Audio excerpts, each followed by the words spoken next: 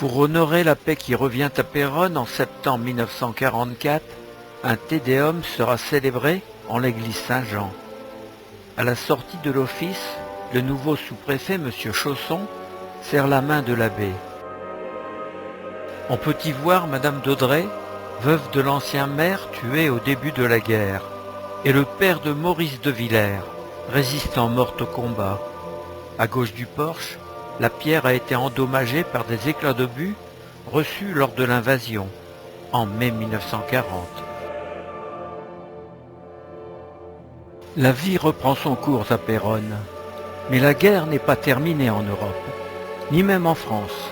Les Allemands sont à Belfort, Strasbourg, Lorient, Royan. Les prisonniers de guerre français sont toujours internés en Allemagne, et les restrictions de toutes sortes ne peuvent être levées. Peu glorieux, l'épuration sauvage s'accomplira aussi à Péronne. Des femmes seront tondues, des collaborateurs ou présumés l'être seront coiffés d'un casque allemand et promenés dans une remorque agricole sous les colibés et la risée de la population. Les règlements de compte sont loin d'être terminés. À l'épuration sauvage des premiers jours succédera l'épuration judiciaire, exercée par des tribunaux et des administrations. À la rentrée scolaire du collège, Mademoiselle Solange Comte, directrice, grande admiratrice de la culture germanique et surtout de cette discipline qu'elle avait voulu inculquer à ses étudiants durant l'occupation, se vit chasser manu militari de son établissement par des grands élèves. Relaxée, elle sera nommée dans un établissement beaucoup plus important. La délégation municipale, promulguée le lendemain de la Libération, s'installe officiellement le 30 octobre 1944.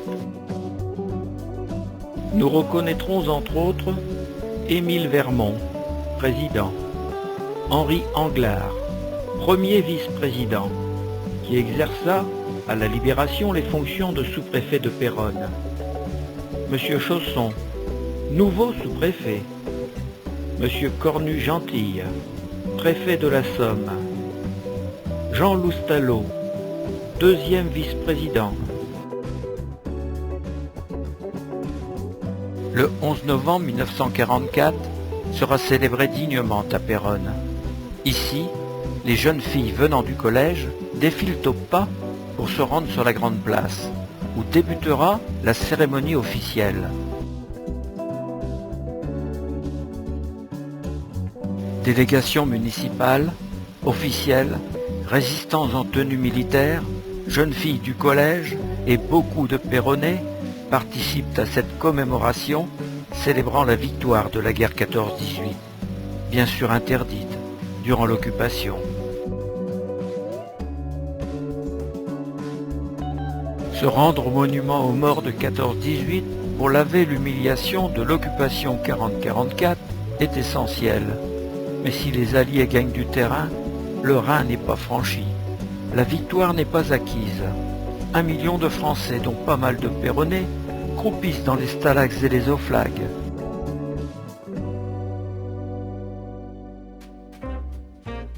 Après une remise en état rapide du terrain, copieusement bombardé les semaines précédentes, l'USAAF s'installe sur le champ d'aviation de Monzon-Chaussée. Du 6 septembre 1944 au 1er octobre, c'est le 474e groupe de chasse, doté d'avions P-38 qui occupe l'espace. Puis, jusqu'à avril 1945, ce sera le 397e groupe de bombardement avec ses B-26 maraudeurs.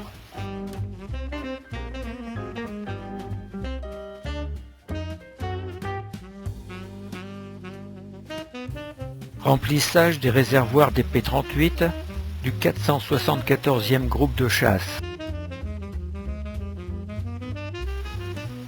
Bâtiments occupés par les aviateurs. L'Imperial War Museum de Londres conserve quelques photographies de la base de Monzon-Chaussée. Ici, le B-26 Marauder, The Big Hairy Bird, décoré d'une tête de requin, décolle de sa base A-72 de Péronne en janvier 1945.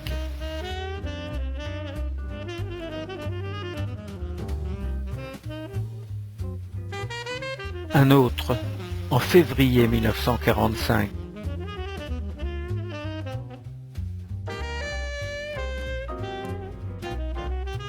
Avril 1945.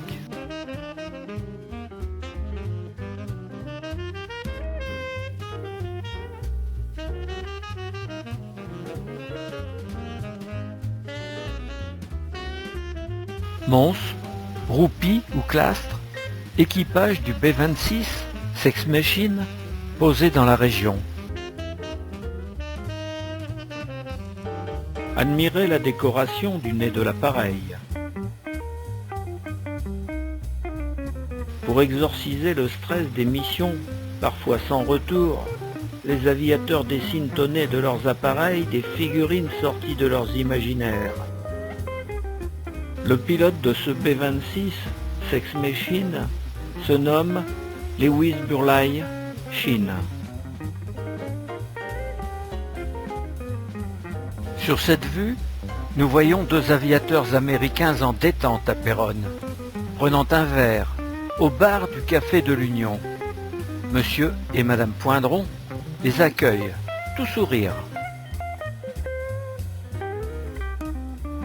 Le 10 novembre 1944, vers 2h30 du matin, un B-24 Liberator américain, top secret, de contre-mesure radar, touché en vol, on avouera plus tard par un tir fratricide, s'écrase au nord de Tincourt-Boucly. 6 membres de l'équipage purent sauter en parachute. 3 autres décéderont, coincés dans la carlingue.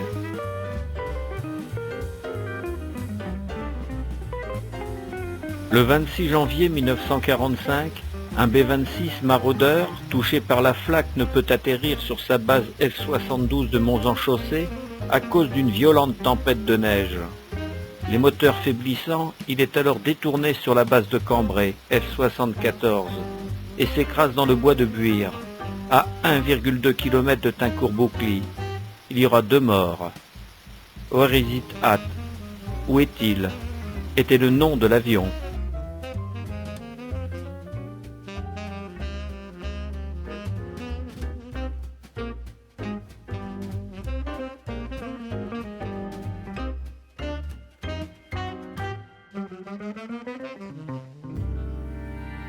Le 7 mai 1945, à 2h41, la reddition de l'armée allemande est signée à Reims.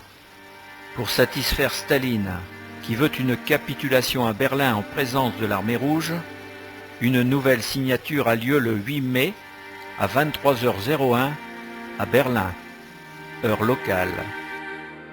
Comme il est déjà 1h01 à Moscou, donc le lendemain, l'URSS et tout le bloc de l'Est fêteront la victoire le 9 mai.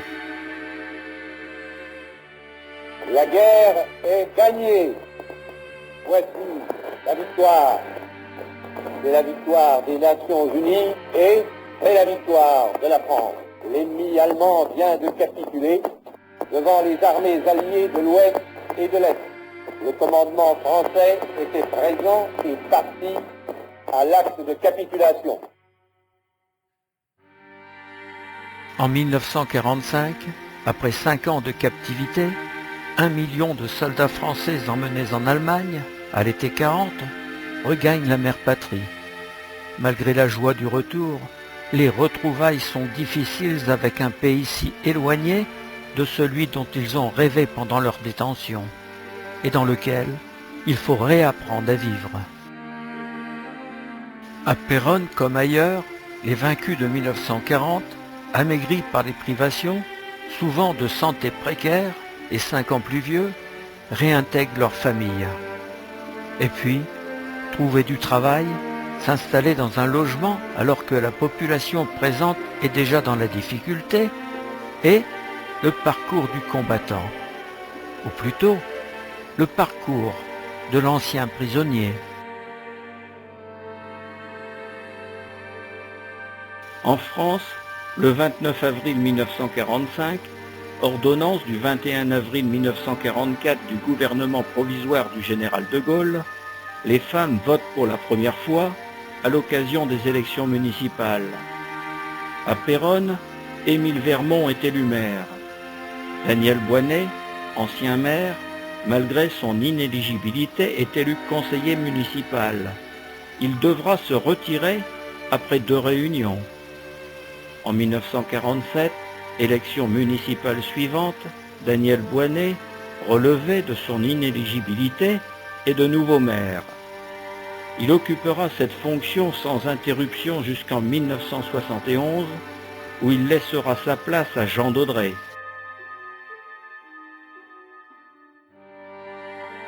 Cette carte postale de l'immédiate après-guerre nous présente Péronne un jour de marché.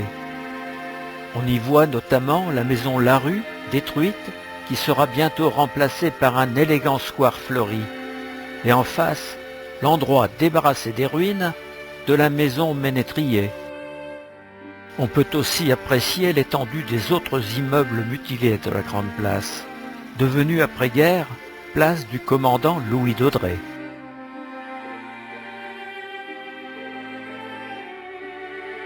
Notre présentation se termine ici, un jour de marché.